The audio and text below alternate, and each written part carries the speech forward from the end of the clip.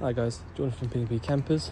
Just going to do a handover video on your CI Riviera 171. I believe we sold this particular one brand new, and obviously we've had it back a few times over the years. So we're going to do a handover and start under the bonnet. So we've got the engine battery over here on the left hand side. A couple of wires, bits and pieces that go through and to the leisure battery, because you've got like a split relay or a split charger. So that's all there. That's the engine battery. That's your jump starting battery if you ever need to do that. Brake fluid attached to the servo just down the back there. Washer fluid just here at the front. Engine oil goes in through this yellow cap here at the top of the engine, and your engine oil dipstick is this yellow one down the bottom. You've got a couple of fuses and relays behind here, but the main fuse and relay box for the original Fiat stuff is in here. Your engine coolant is up here. I know it's a little bit high, but you know, they obviously just overfilled it a little bit at the station there, so when you start and run the engine, it'll just overflow a little bit, but that's fine. Your air filter sits over here and has a little bit of a pipe running through to here, so you get a little bit of cool air intake, and your washer fluid is down here.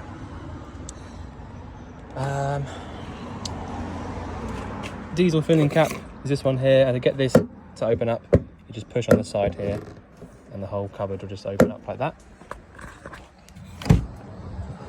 There's not normally much to show on these passenger sides because they are quite basic. Window, you have got a fuse box in here, same as on the other side. You've got another one exactly the same pretty much, but obviously they do different things. Glove box with radio front box and your original Fiat paperwork bits and pieces, so the original Fiat handbook in there. Obviously there's a load of extra paperwork in the back end for the motorhome side of things, but your original Fiat stuff's just in there. You have got another little fuse box just here, which is mainly to do, well, it is to do with the motorhome side of things. So if you have a look on there, you've got a little symbol telling you exactly which one does which. So you've got the first one there, aux, the last two are lights, you know, and so on. So if you ever got any problems and you just fancy to have a little look for yourself, you can just check in that fuse box there if you want to. Obviously get in touch with us if you do get any problems, but there you go. Carpets in here, ladder, and your awning winder. So all bits and pieces that we just leave in the lockers. Carpets we leave out because you get to have a good see of the original floor in there, and then you can sort of make sure you're happy with it. Boiler vent. So if you had your boiler lit up on gas, you'd be able to feel hot air coming out through either side of this top bit. There is a cover for that down there, and so you need to make sure you take that off before you start using it ever, otherwise it won't work. External aerial point just here if you did want to use that, but it's not, you know, not everybody uses those, but you can do if you do. This little bit just here catches your door in there nice and strong. It does look like one of these, it's probably been replaced I think, so that's nice and strong in there. Your step comes out from this switch just here. You do just have to press it once and then it just does the whole process itself. D-bar up here, so you pull down on this little lever here, and whilst you're pulling down, I can't really do it with one hand, but pull down on this and then you can pull that out to here or all the way across the door and lock it up from there. So if you want to use it as an extra lock, you can do, but that's entirely up to you. These specific doors, if I just show you, if I went to close the door right now, so if I do that, literally nothing happens. All right, and the reason for that is you can put this little bit away so that you don't catch yourself on it every time you get in. So if I put it down like that, the door will not latch, it won't close. If I want to close it, lift that bit up there, and there you go, that's it, closed. So you can put that little latch away. It does hurt when you catch yourself on it, so it's a good idea. Ladder up there. So the ladder in the cupboard down there is one to get up onto the bed at the top, I believe, although I can see actually there is another one up there anyway. But you can also use it as the ladder to get up onto the top of the roof if you want to.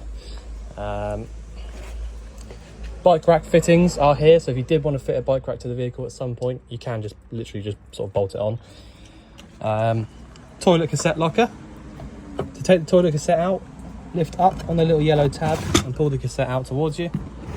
Once it's out to here, all you need to know really is that you empty it out from here and hold down the little yellow button whilst you're doing it. Just inside here you've got a little flap. If you can, it's always a good idea with any motorhome, I always say it, if you can get yourself a bottle of or a can of like a silicon based lubricant, or a silicon lubricant basically. So like WD-40 isn't quite the same, it's not really silicon lubricant, so if you can get silicon one, it's much better. Basically try your best to remember to lubricate that seal up as often as you can, as well as if you have got a can of it, it's always best, a good idea to just spray around all of these rubber seals. Just wait for that to go past. Basically what the silicon lubricant does is it lubricates this rubber. If you don't do that, over the years that rubber will just literally perish and eventually just allow loads of water to come into this cupboard, which obviously you don't want. So silicon lubricant is the one you need for anything rubber, and all the seals that I'm going to show you as well, especially up here. I will show you a couple other bits as well, but where you've got your fresh water inlet, just literally pull this little cap off. There's a little rubber seal around there as well, and this sort of rubbery bit in here. You should always try and keep that lubricated as well. This does just sort of push on like that. But yeah, so silicon lubricant, I'd get yourself a can of that if I was you. This little lever down here, if I push that in like that, that is completely closed. So the waste drain is completely closed, and then pulling it out basically opens the drain up. So that's your waste drain basically. It's as easy as that. Opening this up opens the drain, closing it over closes the drain. If you're on a campsite where you can't just drop out your wastewater anywhere, you would need to put a little rollaway underneath the drain hole there, but you'll get the hang of that pretty quickly. These two vents just here are for your fridge, and so I've got the fridge lit up on gas at the moment, and I can feel lots of hot air coming out through there, and you can probably see all of that condensation building up. It's completely normal, and basically what it means is that the fridge is working really well because it's pumping out hot air and causing condensation. So you get the same thing if you had the boiler lit up. You have the same thing forming over there. Hookup point. So if you do have access to using a hookup cable, it's really important. It doesn't have to, you don't have to use it every time. And in fact, I know that you've got solar panels on this vehicle, or one solar panel, which, I'm not sure. But if you have access to a hookup cable, it's always quite helpful to plug it in, every once in a while. The solar panels or solar panel won't charge the battery up half as much as this will. Solar might get it out to about 13 volts or so, which is great. But if you do have access to a hookup cable, when you plug this in, it'll go up to about 14.5. And so that's where it'll get to when it's on a proper charge. So solar panel's fantastic for going wild camping, and it'll keep your battery topped up, trickle charged. But the hookup lead will keep it really very full, and make sure that the next time you use it, it'll be way up there. So hookup cable, plug that in for your charger, and also if you want to use any of your 240 volt appliances or plug sockets in the vehicle, this will have to be plugged in. I've shown you the water. This is a typical CI Trigano group water lock. I'll just get I'm terrible on my left hand. Basically put the key in there like that. I think I've chosen the wrong key. There you go. Like that. That's how you close it up. Gas locker. You have got space in here for 2 of these 6 kilo propanes. We do just give away the one, so this one will be a full bottle, but we do just give away one because, to be honest, we can't really afford to give away 2 of every vehicle. So you drop the one just here. So turning the bottle on is anti-clockwise around to the left, that turns it on, and clockwise around to the right turns it off. The pigtail that you've got here has got a 2021 date on it, so you've got till 26 to replace that. And the regulator there looks like it's in good nick to me. It's a bulkhead regulator, which means that it's screwed up against the wall rather than attached to the front of the bottle. You haven't got to do anything on the front of that regulator. That's all just for our testing purposes. All you have to do is, when you run out of gas from this bottle, undo it from here, which you've got a little spanner for down there actually. Undo this nut from here, pop it onto your new bottle, tighten it on. That's it. So all I need to tell you really is make sure that you turn your gas off before you start driving every time. It's really important. And that's not just like a thing that I have to say, it's something that I'd really definitely recommend. Mainly because if you were in a car accident, which obviously you don't want to think about, but if you were, you don't want 30 millibars of gas pumping out here, there and everywhere when it splits and breaks. So just make sure that you turn your gas off before you start driving. You can still use the fridge whilst you're driving without the gas, and I'll show you how to do that in a minute. But yeah, there you go. Reversing camera screen, it works really well. I obviously have to use it every time I park up or anything like that, and you can see straight down and see exactly how close you can get to things. This is the other colour for the other fuse box I was talking about as well. You got electric adjusting mirrors just here from this little joystick, and obviously your electric windows there. Washers and wipers are on this right hand stalk, and indicators and lights are on the left hand stalk. You got 5-speed manual gearbox. I drove this one up to the show where we met you, and I can tell you it drives really nicely. I think it's on the 2.8 turbo diesel engine, so it's nice and powerful. You got your singled in Sony head unit up there as well, which I can tell you as well does work because I used it all the way up there. Right, so hazard lights work from the middle there. Obviously the heated rear window switch won't do anything because the original heated rear window isn't there anymore. All of your fan control settings and, you know, temperature, speed, all that sort of stuff is all just here.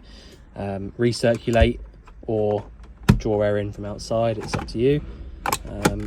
12 volt. But yeah, so you've got your bonnet release, just this one here, and your steering wheel column, or your steering column sort of adjustment is there. So I'll leave that where I like it. There you go. So that's basically it for the outside and the cab. So that's all of the van stuff really. I'll just show you through the motorhome side now. So once you get in, you got a couple of bits. This is a completely standard, again, Trigano Group standard control panel. We've got a 12 volt socket just here, actually on the control panel. Lights on and off switch, awning light on and off switch. So at the moment, the awning light is off. And if I just turn this button on here, see the awning light comes on. So that button there in the middle is literally just to turn the awning light on and off. That's not got anything to do with any lights on the inside of the vehicle. As long as you have this button on here, you'll then be able to go around and turn on any of your lights inside the vehicle. Some lights you might find have a switch on them. I mean, I don't actually know because I didn't do the habitation check on this particular one, but you may find that when you turn the button on the light, it won't do anything because sometimes there's like another switch somewhere else to isolate it. I might be wrong on this particular van. Let me just see. Oh, maybe not. So I was going to say some vans have got like switches all over the place to you know, like a switch for the lights in the front, a switch for the lights in the back, but it looks like this one's just got all their own individual switches, so that's a bit easier. It also looks to me like all of your lights, apart from these ones obviously, they all look like they've been replaced for nice LED. I mean, that is an LED bulb definitely, and I would imagine this one is as well. Yeah, so all of your other lights, I mean, these ones can't really be replaced with LEDs because they're the nice big halogen ones. But I think this one is LED. Yeah. So there's a huge advantage to using LEDs, mainly really Well, two things really. LEDs don't produce anywhere near the amount of heat that these do. You know, even already I can imagine I can probably start to feel a little bit of heat coming through this at the moment. It's not quite there yet, but an LED basically doesn't produce any heat at all. Essentially, it's not. If you leave an LED on all day, you know, it might just be a little bit warm. Whereas a halogen one, you know, you've got like a normal light bulb, you won't even be able to touch it. So there's that, and also the fact that LEDs use literally next to no power at all to actually work, which is the main reason why people change them to LEDs, because you could literally leave the lights on for, you know, however long, much longer than you could normal halogen lights. So that's why people do that. Anyway, so that's your lights on and off switch, awning light, and then you've got your water pump switch. If you want to come in here and you want to use your boiler and you want to use all those bits and pieces, you do have to do this one thing first. So turn your pump on, and this is assuming that you've got water in your fresh tank, which I'll show you how to check in a minute. But assuming you have water in the fresh tank, come to the sink, pull your cold water through. So I can see there's no air in the system, it's coming out nice and clean. There's no sort of coughing and spluttering. Turn it off, pump turns itself straight off. So it's right up to pressure straight away, which is absolutely perfect. Then turn the tap to the other side, which is the hot side, and do the same. So a little bit of air, and now the air's gone. All right, so you have to do that. Turn the tap off. Pump's turn itself straight off. So the pump turning itself off like that means that it's got up to pressure and it's working perfectly fine. If the pump carried on going on and on and on and on, it would basically mean it's never got to pressure, and there's something wrong with the system. So the pump's off, even though the switch is on, which means, like I said, it's up to pressure, there's no leaks, all that sort of stuff. So the reason you have to do that is if you light your boiler up, which is down here, which I'll show you in a minute, if you lit that up and there was no water in it whatsoever, like there wasn't when I first got in the van a minute ago, there was no water in the boiler, so I had to sit there and wait with the tap open, wait for the water to come through, which took about a minute, I think. So if you imagine the boiler is here and it's first in line for the hot side of the tap, essentially. So when you pull the hot water through, if the boiler isn't full, you won't get anything coming through this tap because it'll be filling the boiler up first. As soon as the boiler's full up, that'll start coming through the tap, and then you can turn the tap off, pump will turn itself off, and then you're up to pressure. And so just, you know, if you, I don't know if I explained that very well, but basically when the water comes in here into the tank, and then the cold side will just go directly to each and every tap, because obviously each tap's got hot and cold water.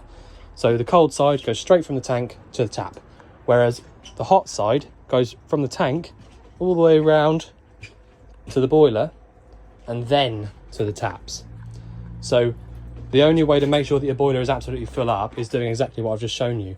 Putting the hot water through draws the water all the way around through the boiler and then to the tap. So if the boiler's not quite full, you will get air coming out through each tap.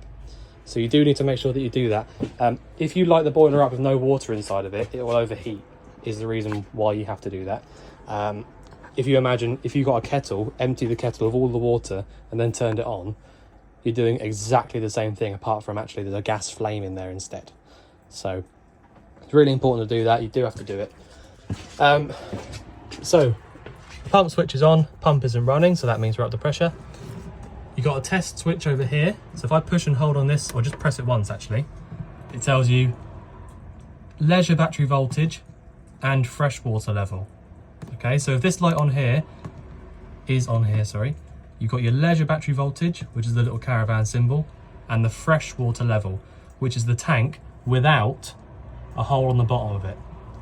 Okay, so if I press test, leisure and fresh. So leisure battery voltage, absolutely full. And your fresh water level, a third of a tank. If I press it again, engine battery voltage and wastewater level. So absolutely full on the engine battery and empty on the waste. Okay, if the wastewater was full, you'd have this light here come on to tell you to empty it. If the electric hookup was plugged in, you'd have this light on telling you the electric hookup was in. And if the engine's running, you'll have this light come on here. So this light here is the symbol for a split relay. So I'll just quickly run you through what that means again, like I said I would. When you start the engine up, the alternator charges up your engine battery, like any car. With a motorhome, basically what happens is that power that gets sent from the alternator to the engine battery gets split off and goes to the leisure battery as well. So essentially what happens is when you start the engine up, the engine charges both engine and leisure batteries. So when you get to wherever you're going, you'll be completely topped right up with power in both engine and leisure. That also means, because there's power running through to the back end of the vehicle, it also means that you can run your fridge via the engine running, which is this 12-volt symbol here. So I will get to the fridge in a minute, but that's what a split relay does, and that's what that little symbol there means. So that's the control panel stuff. In this cupboard just here, you'll see you've got your solar controller. And so I can see, because there's only 4 wires going into it, that means that there's only one battery being charged up by the leisure. So that'll be the leisure battery. These solar, I meant to say. There's only one battery being charged up by the solar, which is the leisure battery. So you can plug USB sockets into there if you want to. It's up to you. It will basically just draw directly from the solar, but that's up to you. So, oh, and also your standalone table is in there as well. Down here, what have we got down here? Just storage. Same again. Okay, so I'll show you your heater now. So if you wanted to heat the van up, it's really simple. These are some of the most reliable units you can get, and once you've got the hang of it, one of the easiest units to use. So if I just show you how to use it. So, and don't worry, I haven't cleaned it yet. You know, the whole van needs a good scrub, so don't panic about that. I'm going to turn it off, just so I can show you it working from scratch. Over here on the left-hand side, you've got a fan. Okay, so if I don't know if you can see it through the fins there. See the fan at the back there, look? So, pushing this button here to the left, where it is now, turns the fan on, and then you've got speed settings 1 through to 5. You need to use the fan when you use the heating because you've got these little circular vents around the vehicle. All of those little circle vents run directly from that fan there. So any heating that you create with this flame, which I'll show you in a minute, gets drawn out through the back and evenly gets pushed around the vehicle. It also means if you don't use the fan, it's basically too hot, essentially. I mean, you can use them without the fan, but in my opinion, if you've got the fan there, you should always use it.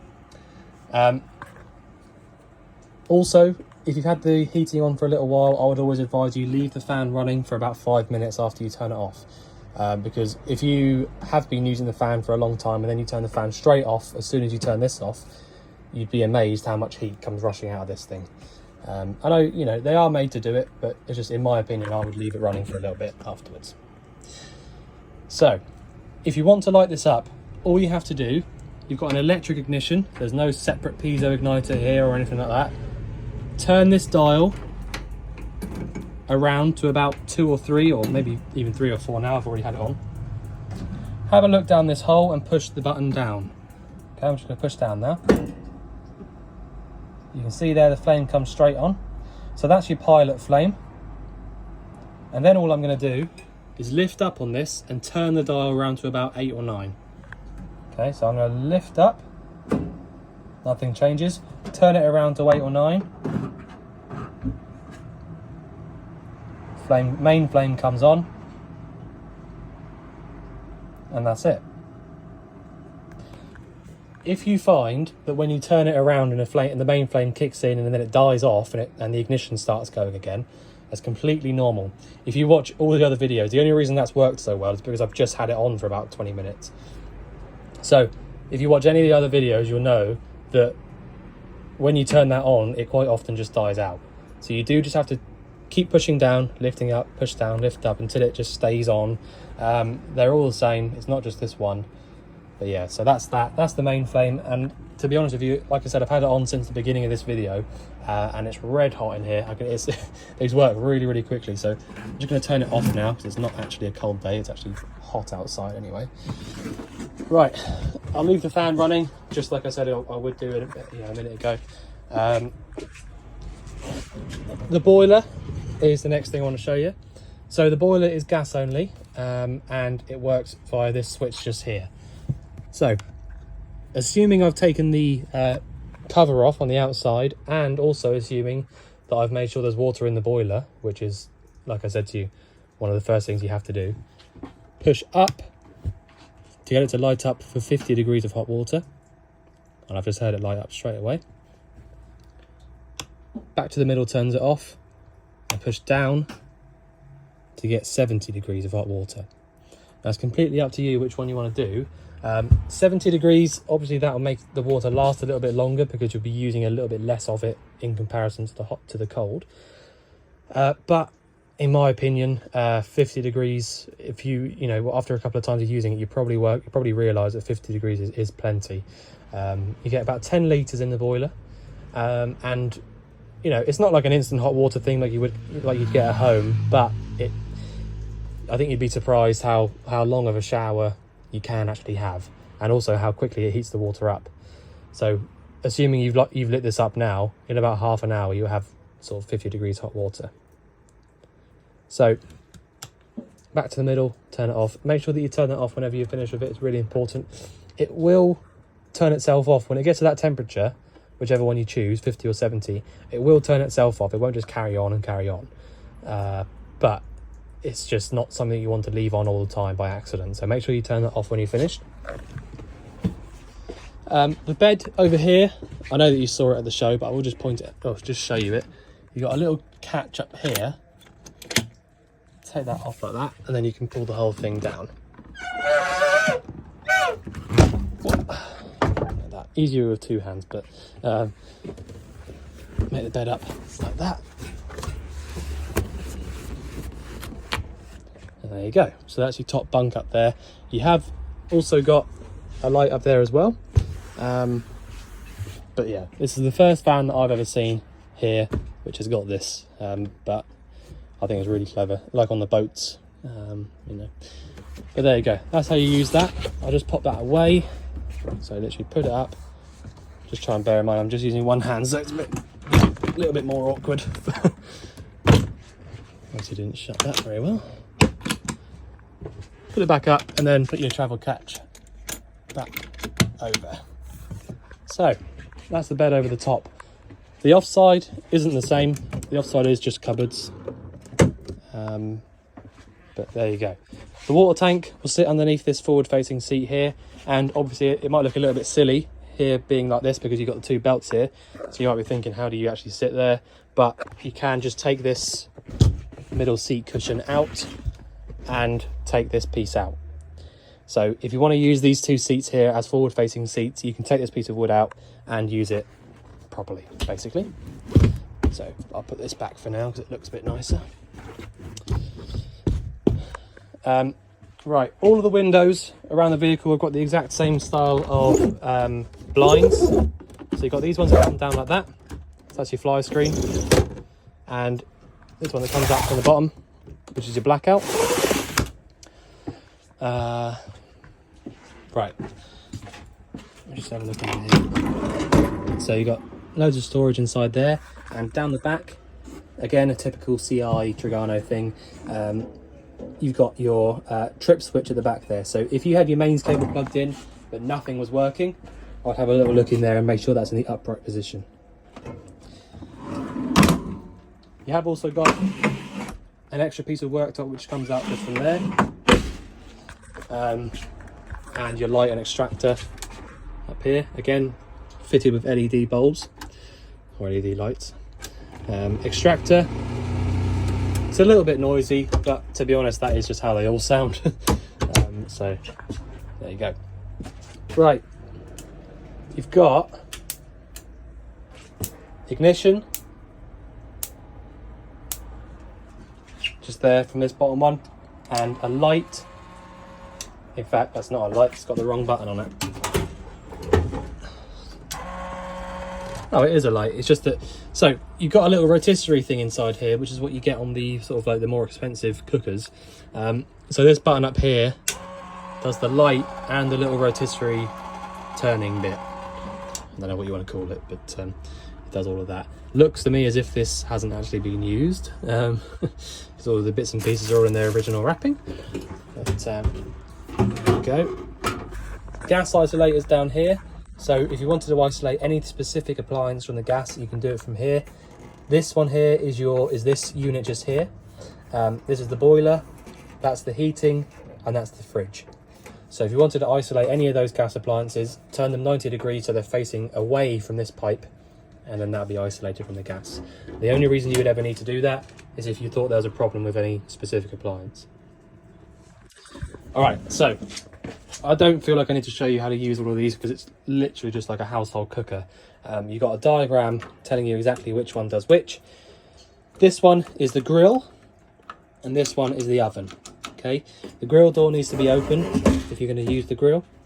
But like I said, other than that, I don't feel like I need to show you how to use it.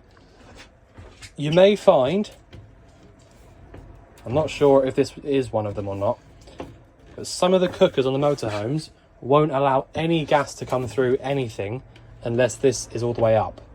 I don't know if this is one of them, but just by the way it feels, I think it may well be. So if you find that you can't get any gas to come out of any of them, it might be that you've got the, well, I don't even know if you had it here, for example, you might find that no gas will come out. I don't know. I'm not sure if it is one of them. But basically put it all the way back if you want to use it. That's all I'm trying to say, really. The fridge is nice and simple to use. It opens up from this right hand side and you've got a lock just there. So if I close it over, that's locked and that's unlocked. You've got a freezer box inside here as well. Okay, so they're really, really simple. When you know how to do it, they're really, really simple to use, but they can seem a little bit, well, I don't know. It can seem a little bit awkward to remember how to use, but if I just turn it off now for a second. So you've got 3 different ways of using it. Gas, mains electric, which is 240 volt, or 12 volt, which is directly from the engine running, like I said a minute ago. So at the moment, I don't have a hookup plugged in, and the engine isn't running, and I'm not driving. So the only way I can use it is via the gas. My gas is switched on in the cupboard, so all I'm going to do, put it to there. The ignition and all that sort of stuff will happen on its own at the back. It will light itself up, and that's all you have to do. That's it. If I didn't have gas on, and I didn't want to use it on gas, and I did have a hookup plugged into the vehicle, I would go 2 down to this one just here. And when the hookup's plugged in, you probably get a green light in there, come on. If I don't have a hookup plugged in, but the engine's running, I'd go down to 12 volt. The way that you have to use the fridge, the 12 volt element in the back doesn't get the fridge cold on its own. So in other words, you can't fill this fridge up with stuff, turn it to 12 volts, start the engine, drive somewhere and expect it to be cold when you get there, because it won't. You need to pre-cool the fridge before you go anywhere. The 12 volt essentially just holds the temperature of the fridge. It doesn't get the fridge cold on its own. So if you're going to go away tomorrow morning, my sort of recommendation would be light the fridge up on gas, or have a hookup plugged into it and use 240 volt. And then the next morning, turn it over to 12 volt for when you're driving, and then turn it back to one of these 2 when you get to where you're going and you're stopped. That's the sort of the proper way to use the fridges. You might get a little bit of cold temperature coming out of it if you just use 12 volt, but it's not good enough really. It won't. You'll be disappointed if you don't pre-cool the fridge tonight before you go away. You'll be disappointed with that. It holds the temperature really well, but it doesn't get the fridge cold by itself. So, and that's the same with all the fridges, by the way. It's not just this one. They're all the same. Yeah. So bathroom.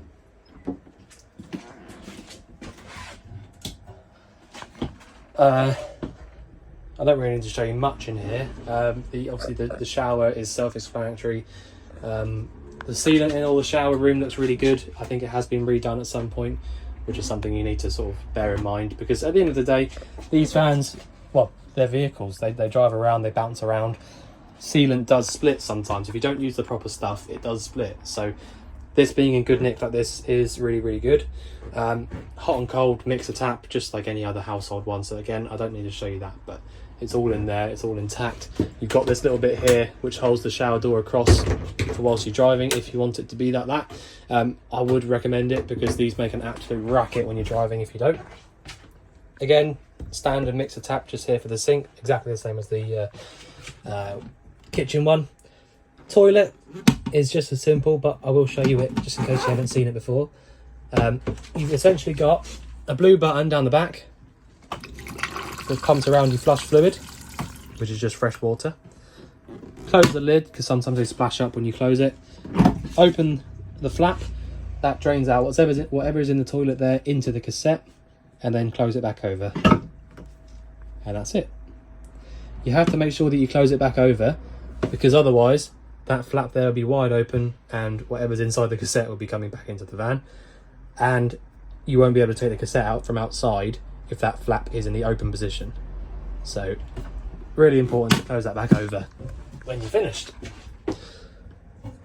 Turn that off. Make sure your windows are shut before you start driving off. Skylights are down like this, look, wind that down.